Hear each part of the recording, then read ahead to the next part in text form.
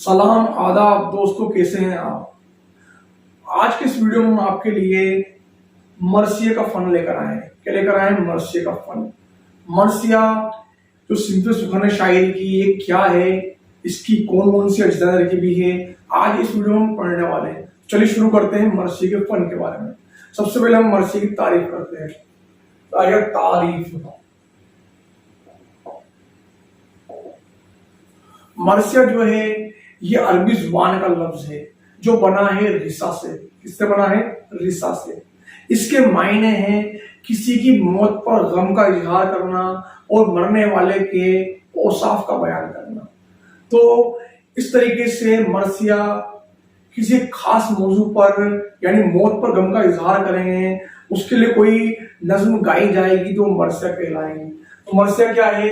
अरबी जुबान का लफ्ज है। ये भी क्या है? अरबी जुबान का लफ्ज है। अरबी जुबान तो किससे बना है? रिसा से। रिसा से बना है। किससे बना है? रिसा से बना है। रिसा के मायने क्या है? मायने किसी की मौत पर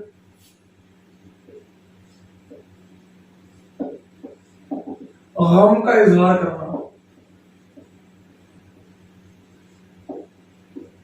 करना और मरने वाले या शहीद होने वाले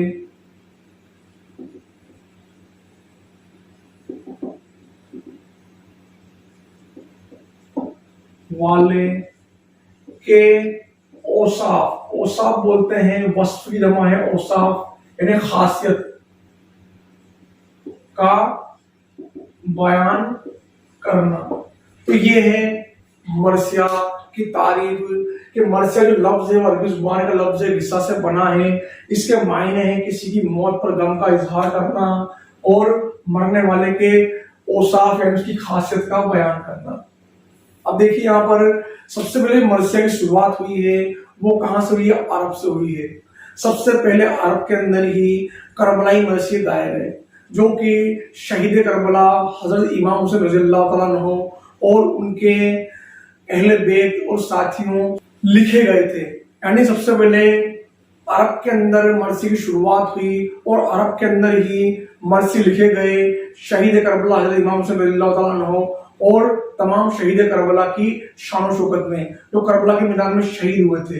तो वहीं से अरब से मरसी की शुरुआत हुई है और मरसिया सबसे पुरानी कदीम शायरी की सिंफ सुकन है जिसने शायरी को मेराज कमाल तक पहुंचाया है। तो इस तरीके से हो गए मरसिया।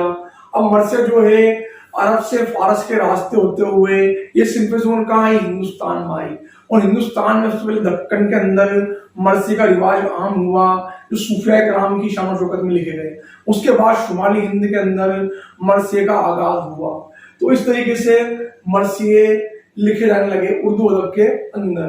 अब मरसिये जो होते हैं इसकी दो किस्में होती है। तो ये आ रही है हमारी मरसिये की किस्में, मरसिया की इकसाम यानी किस्में। तो दो तरह की इकसाम में इसकी किस्में हैं। पहला आएगा करबलाई मरसिया और दूसरा आएगा शख्सी मरसिया। करबलाई मरसिया और दूसरा शख्सी मरसिया।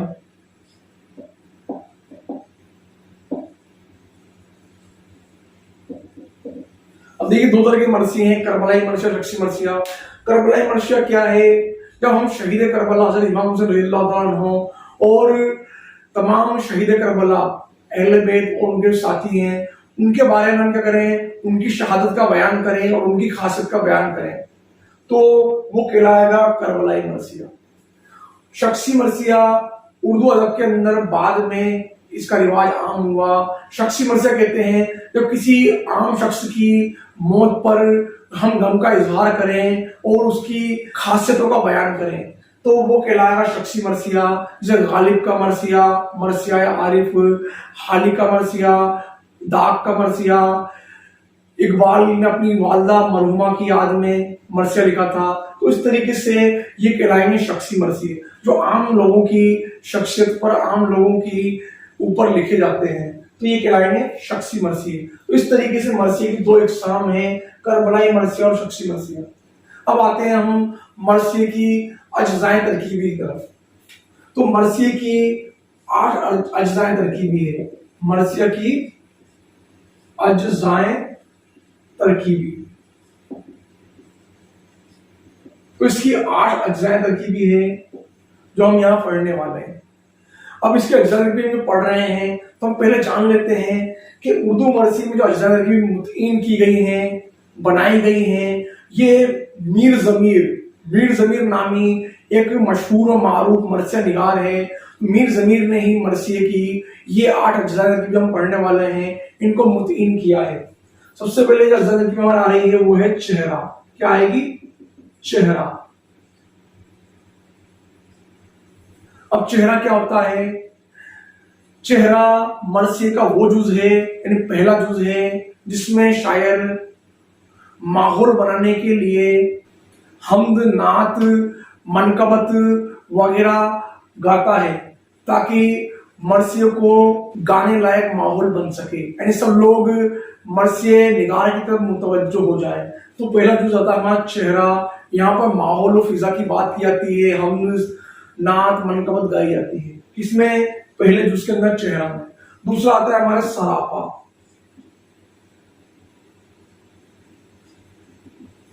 सरापा। अब सरापा क्या है? सरापा कहते हैं मरसी का दूसरा जुज, वो जुज जिसके अंदर अपने हीरो की कदो कामत की तारीफ की जाती है। जिस शख्स पर मरसिया लिख रहे हैं उस शख्स की हम क्या करेंगे, वहां पर कदो कामत की तारीफ करेंगे कि उनकी कदो कामत कैसी है, उनका डील डोल कैसा है। अगर हम करबलाई मरसिया लिख रहे हैं तो हम हजरत इमाम हुसैन रज़ियल्लाहु तआला अन्हु के कदो कामत की और उनके साथियों की, अहले बैत की कदो कामत की तारीफ वहां बयान करेंगे। और आम शख्स की हम बात कर रहे हैं तो आम शख्स की कदो कामत की, डील डोल की हम तारीफ वहां बयान करेंगे। काई में? सरापा में। तीसरा जो होता है हमारे वो है जुज रुखसत। रुखसत। तीसरा जुज क्या है? रुखसत है। रुखसत, इस जुज के अंदर मरसिया निगार ऐसे शेर कहता है जो कि शहीद करबला और उनके साथी हैं, वो अपने घर से करबला के मैदान की रुखसत होते हैं। तो रुखसत होते वक्त तो अपने घर वालों से विदाई लेते हैं। तो जो विदाई लेते वक्त, घर से रुखसत होते वक्त जो शेर आते हैं वो तीसरे जुज में आते हैं हमारे रुखसत में। घर से विदा हो रहे हैं करबला के मैदान की तरफ जाने के लिए, तो ये है हमारा रुखसत। चौथा आता है हमारे आमद। क्या आता है? आमद।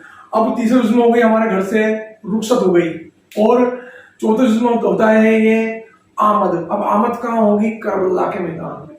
इस जुज के अंदर वो शेर आते हैं जब हुसैनी फौज करबला के मैदान में उनकी आमद होती है। तो उनकी जब आमद होती है तो वो क्या करते हैं, वहां पर अपने अहले खानदान, अहले बैत की और उनके बहादुर की, उनकी जाबाजी की तारीफ वहां पर दुश्मन फौज के सामने करते हैं। तो वो कहलाता है आमद, कि वो करबला के मैदान में पहुंच गए हैं। तो चौथा जुज है, इसमें आएगा आमद, करबला के मैदान में आमद। पांचवा आता है हमारे रजज। रजज ये मरसिए का 5वां जुज है। इस जुज के अंदर शायर ऐसे शेर कहता है कि हुसैनी फौज की आमद करबला के मैदान में हो गई है। अब रजज के अंदर वो शेर आएंगे जब वो करबला के मैदान में पहुंच करके दुश्मन की फौज को ललकारेंगे। तो दुश्मन की फौज को हुसैनी फौजदार, हुसैनी सिपाही ललकारता है तो वो जुज कहलाता है रजज, यानी वो अपने दुश्मन को ललकार रहा है और इससे क्या हो रहा है, फौज के अंदर जोश भर रहा है। अगला जुज हमारा आता है जंग या रज्म। छठा जुज जो है हमारा वो है जंग। अब इस जुज के अंदर ये मरसिया का सबसे अहम और खास जुज है। मरसिया लिखा इसलिए जाता है कि वहां पर जंग के वाकयात का बयान किया जाए। तो ये जो जुज है इसके अंदर शायर जंग के वाकयात का तफसील से बयान करता है, फैला करके उस वाकयात को बताता है। इस जुज के अंदर मर्सिया निगार मंजर निगारी का भरपूर इस्तेमाल करता है। वो इस तरीके से जंग के वाकयात को बयान करता है कि सामने पढ़ने वाले कारी की आंखों के सामने जंग का नक्शा खिंच जाता है। अगला आता है हमारा 7वां जुज, ये कहलाता है शहादत। शहादत, अब देखिए हुसैनी फौजी जंग करते हुए बहादुरी के साथ लड़ते हुए जब शहीद होता है वो उसकी शहादत का वाकयात का बयान होता है 7वें जुज में शहादत के अंदर। तो ये आता है हमारा शहादत। अगला आ रहा है 8वां जुज, ये कहलाता है बीन। इस जुज के अंदर शहीद होने वाले फौजी या शहीद करबला हज़रत इमाम हुसैन रज़ियल्लाहु तआला अन्हु के शहीद होने पर उनके घर वालों का जो मातम होता है, अहले बैत का जो मातम है, उस मातम से जुड़े हुए वाकयात को बीन में बयान किया जाता है। तो इस तरीके से मरसिए की 8 अज्जाए तरकीबें होती हैं जो कि मीर ज़मीर ने मुतीन की हैं। ये करबलाई मरसिए के हिसाब से 8 अज्जाए तरकीबें हैं। चेहरा माहौल बनाने के लिए हमद नात मनकबत गाई जाती है। सरापा अपने हीरो के कदम कमात की तारीफ की जाती है। रुखसत अपने घर से रुखसती ली जाती है, विदा ली जाती है करबला के मैदान के लिए। आमद करबला के मैदान में आमद पर कुछ अशार कहे जाते हैं। रजज दुश्मन को ललकारा जाता है। रज्म या जंग के वाकयात का बयान किया जाता है। शहादत हुसैनी सिपाही या हज़रत इमाम हुसैन रज़ियल्लाहु तआला अन्हु के शहीद होने पर उनकी शहादत का बयान किया जाता है। बीन ये घर वालों का इसमें मातम किया जाता है, मातम के वाकयात को इसमें बयान किया जाता है। तो इस तरीके से ये था हमारे मरसिए का फन और उसकी अज्जा तरकीबी कि मरसिए का फन यानी मरसिए की तारीफ क्या है, मरसिए की इकसाम कितनी है, कितनी किस्म के मरसिए हैं और मरसिए की अज्जा तरकीबी कितनी है। दोस्तों चलिए चलते हैं और मिलते हैं नए वीडियो में नए नॉलेज के साथ। चले चलते हैं।